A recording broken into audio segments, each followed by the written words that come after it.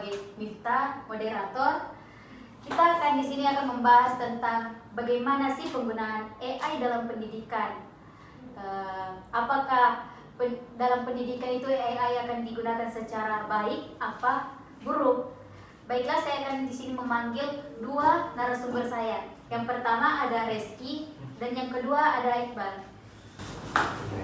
Halo Mbak Lita. Halo.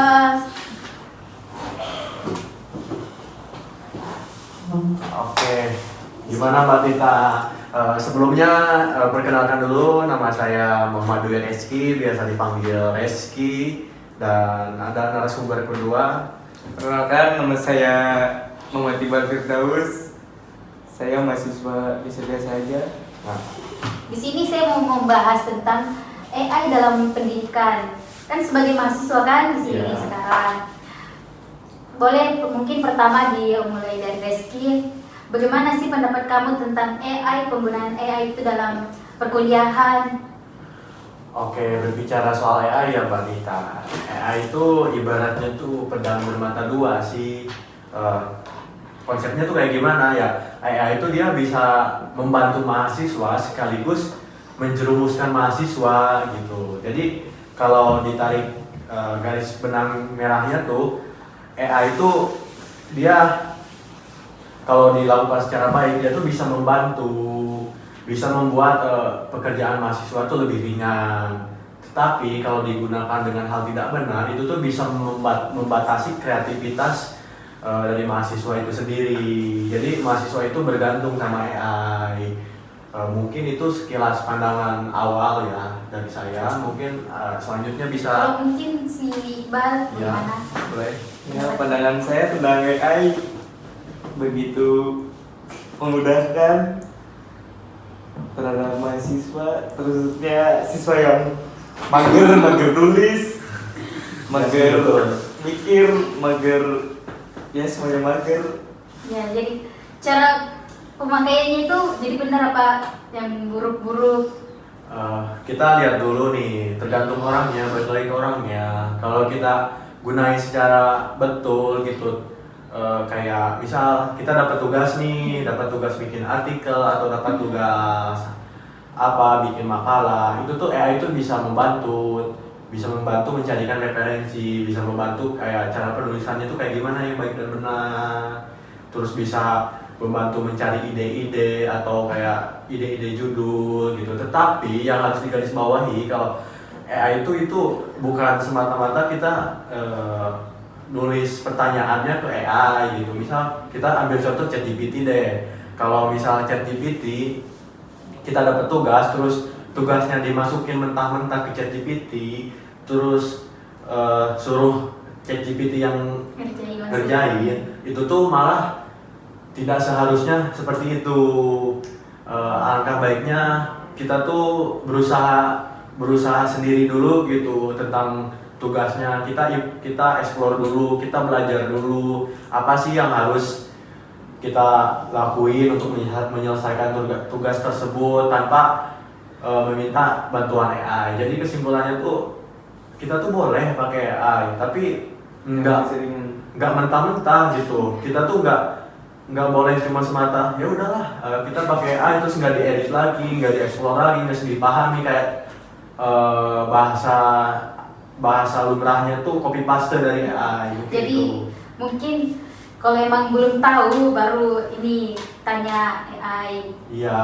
Seberapa sering coba menggunakan AI? Coba ke Mas Iqbal. Ke Mas Iqbal Coba juga. kayak mahasiswa awal Bisa gitu. ditanyakan dulu.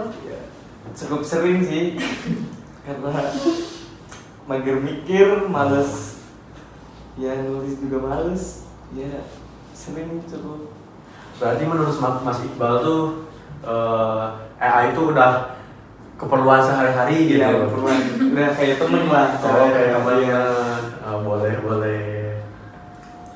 Kalau dari saya sih ya saya juga sering menggunakan AI, tetapi yang harus diperhatiin tuh kita nggak bisa bergantung terus-menerus. Kalau kita bergantung terus-menerus tuh dikala kita tidak diperbolehkan menggunakan AI atau kita tidak bisa mengakses AI ya kita tuh udah stuck di sana gitu. Kita nggak bikin bisa malas ya, bikin malas mikir. ujungnya tuh. Kita tuh gak bisa berpikir kritis, kita gak bisa explore, gak bisa belajar mandiri, ya semuanya tuh bergantung pada AI gitu. Dari Mas Iqbal tanggapannya gimana? Tanggapannya ya jangan keseringan lah. Ya sekali-sekali mikir gitu, jangan ketergantungan lah. Udah kayak narkoba Iya. udah kayak narkoba. AI itu serius kayak Udah nggak bisa kalau nggak pakai ChatGPT. iya, kayak kita dapat tugas kan, terus Udah malas jadi langsung gitu. jarang loh sekarang mahasiswa gitu, kebanyakan mahasiswa tuh yang apabila dia dapat tugas terus dia tuh buka Google, jarang, malah larinya tuh langsung ke AI, langsung ke ChatGPT. Bagaimana kira-kira saran supaya nggak terlalu memakai AI begitu? Mungkin ada sarannya untuk penonton Posti ya. ya. Oke. Untuk penonton Posti. Oke, kita sapa dulu. Halo Posti. Sama-sama dulu. Nah, Mas Iqbal ini asalnya tuh dia dari mana Mas Iqbal? Pemalang, Pemalang. Jawa Tengah. Nah, dia tuh sebenarnya dia mahasiswa biasa aja, tapi dia tuh jago gunain AI. Nah, kalau saya tuh mahasiswa biasa juga, tapi Pinter dia. enggak lah. Jago Oh, aja. jadi yang pintar bahasa rezeki. Cuma lebih memanfaatkan AI untuk kebaikan, bukan untuk semata jiplak semata. Ini tuh ya. Masih ciplak-ciplak aja ya. Oke, lanjut tadi gimana, Pak? Mungkin ini coba tanyakan bagaimana caranya supaya pandangan orang itu dia menggunakan AI dengan baik-baik gitu. Gimana Mas Iqbal cara menggunakan AI dengan baik itu sebagai Mahasiswa yang mahasiswa sering memakai AI. AI Iya. tergantung. Itu sarannya ya cari tahu dulu lah gitu, mikir dulu sebentar gitu, jangan langsung buka AI, GPT gitu, biar nggak ketergantungan terusan, biar bisa kedepannya bisa mikir gitu terusan. Apa lagi? Iya sih, saya setuju sih. Kayak ya kita tuh balik lagi ke tadi, kita tuh gak bisa telan mentah-mentah AI. Nanti tuh mahasiswa tuh gak bisa berpikir kritis, terus intelektualnya tuh menurun, pengetahuannya tuh menurun. Jadi kalau bisa tuh ya kalau ada tugas tuh cari jurnal, ya carilah jurnal, jangan langsung suruh AI buat nyari Oh, jurnal. cari contoh dulu gitu. Iya, kalau misalnya gini deh, contoh dalam tugas bahasa Indonesia kita suruh bikin artikel dengan memperhatikan EYD. Nah, kita tuh boleh tuh tanya AI bagaimana sih cara memanfaatkan EYD yang baik dan benar. Terus misal kita udah buat nih artikel sendiri, terus tapi kita belum yakin penggunaan EYD-nya tuh benar atau enggak. Nah, Jadi tanyakan ke kita tuh bisa minta tolong AI buat koreksi, itu juga bisa.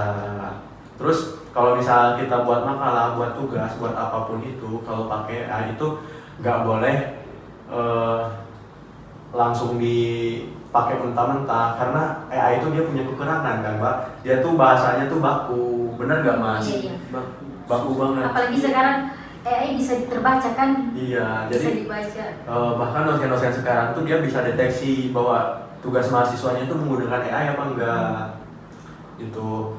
Mungkin ini deh, coba kita tanya ke Mas Iqbal, AI yang paling sering digunain tuh apa Iya, sih? apa sih yang paling sering? bagus tuh Kan sekarang gitu. itu udah macam-macam, ada yang di Meta kan, Meta di WA. Iya, ada yang di WA. ChatGPT, ada Gemini atau Blackbox. Kalau paling sering mah ya GPT sama Blackbox itu. Blackbox bentuk apa tuh Mas? Digunakan untuk apa Blackboxnya? Kalau ada gambarnya itu. Pada gambarnya. Iya, gambar terus ya di screenshot terus dimasukin di sini. Oh iya Mas, Oh, iya. boleh. Terus kalau ini Mas, Mas Iqbal nih dari TI nih, kalau misal ketemu codingan nih yang stuck, nah itu biasanya pakai AI apa Mas? Untuk GPT udah. GPT. Iya. Tapi kalau antara perbedaan GPT dan Blackbox itu gimana? Gimana? Kalau GPT panjang banget itu. Oh, berarti lebih enak apa? Pakai GPT sih. GPT. Kita punya GPT ya. Jualannya ya. Udah ya. Iya, tetap udah yang powerful, yang terpopuler, tetap GPT. Oke, lanjut. Kalau mau bertanya itu kan ChatGPT sama Black Box. Black Box itu digunakan kan banyak pasti kan. Iya, Kalau dominan ke apa itu? Dipertanyakan tentang apa gitu. Nanyain apa gitu, tugas apa yang sering Yang paling ditanyain. kayak lebih gampang dia pahami.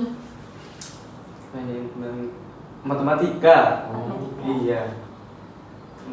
Kalau black box sih biasanya saya gunakan untuk misal saya ini nih sebagai mahasiswa TI juga, saya ngoding terus ketemu error. Nah biasanya saya kan nggak tahu tuh error programnya tuh kenapa. Nah mungkin saya minta bantuan black box AI itu buat ngasih tahu doang errornya itu di mana sih gitu, cara problem solvingnya kayak gimana, mungkin itu. Ya intinya ini kan kita harus menggunakan AI sebaik-baiknya, jangan yang buruk-buruknya gitu. Iya, jadi kesimpulannya tuh AI itu dia bisa dipergunakan loh. Banyak dosen juga yang mungkin menyarankan atau bahkan fine aja gitu menggunakan AI, tapi balik lagi ke diri kita Cara penggunaan yang benar dan yang baik. yang nggak baik. Terus kalau kita lihat di dunia pendidikan gitu, sebenarnya tuh lebih banyak impact positifnya kalau nggak disalahgunain gitu. Kalau penggunaannya tuh benar, terus dia tuh nggak jadi cuma alat bagi mahasiswa gitu, atau nggak jadi lawan buat para dosen gitu, tapi dia tuh buat jadi kawan mahasiswa. Nah jadi kesimpulannya tuh AI itu balik lagi ke orangnya sih kalau di Jadi dunia. tergantung orangnya, gimana cara penggunaan mereka terhadap AI. Dan seharusnya mungkin kalau dari saya tuh ada saran tuh, misal dosennya tuh harus ngasih tahu apakah kita tuh boleh pakai AI. Kalau iya boleh, misal contoh penggunaannya tuh kayak gimana, biar mahasiswa tuh nggak menyalahgunakan gitu. Kayak misal kamu boleh kok pakai AI, tapi dengan syarat cuma cari referensi ya, atau cara-cara kerjanya gimana. terus cari materinya itu baru boleh. Mungkin kalau misal kamu disuruh ada tugas buat makalah terus tiba-tiba pakai AI dengan mentah-mentah gitu, terus bisa ChatGPT ayo dong buatin makalah misal 5 halaman gitu. langsung dengan tema selesai. itu. Wah itu sih Tapi instan sih. instan kan. Instan itu. Tapi itu kan bisa langsung kebaca kan, kalau dosennya langsung. Iya, tapi dosennya tahu. Tapi dosennya tuh pasti tahu. Tahu. Soalnya setahu saya tuh dia ada AI detektor kan. Nah, Sekarang bisa dideteksikan ini dari AI apa bukan. terus saya juga pernah baca-baca, sebenarnya kita tuh nggak salah kok kalau misal buat makalah pakai AI, tetapi kita tuh harus memahami isi materinya. Kita tuh harus buat ngeparafrase gitu, katanya diperhatiin, diksi per diksinya diperhatiin. Terus kayak ya nggak baku, terus misal dosennya mintanya kata nggak baku, terus kita malah pakai kata baku. Terus dosennya minta kalimatnya tuh pakai kalimat efektif gitu, terus AI-nya tuh malah kalimatnya tuh A. Nah itu tuh mungkin bisa menjadi ancaman juga. Jadi mahasiswa tuh nggak bisa berkembang kalau di dunia pendidikan. Kan biasa juga itu AI lain yang ditanyakan, lain yang dia jawab, begitu beda sama yang diinginkan. Iya, kadang tuh kan responnya tuh nggak mau sesuai yang kita mau kan.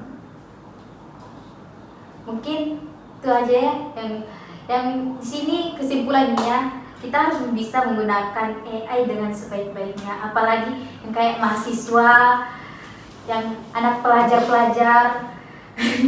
kurang-kurangi pakai AI boleh, tapi gunakan dengan baik-baik. Nggak boleh yang kayak mau dikasih tugas nih langsung kasih masuk aja, langsung instan begitu, nggak boleh ya. Mungkin cukup sekian dari posti kami. Saya sebagai Miftah moderator, Saya sebagai narasumber pertama dan kedua. Saya Reski sebagai narasumber kedua. Mungkin itu yang bisa saya kasih pendapat dari perspektif saya sendiri soal AI itu musuh atau lawan. Mungkin Sekian. Mungkin saya pamit undur diri ya teman-teman. Sama-sama dulu. Halo. Dadah. Mungkin see you di porsi selanjutnya. Doakan selalu agar porsi ini bisa terus Berlanjut. memberikan Referensi kepada mungkin ada Saran ya, yang saran-saran yang baik-baik. baik. Yang penting gitu. Mungkin kita tutup aja. Yuk. Dadah. Dadah teman-teman. Oke, see you di See you porsi selanjutnya. selanjutnya.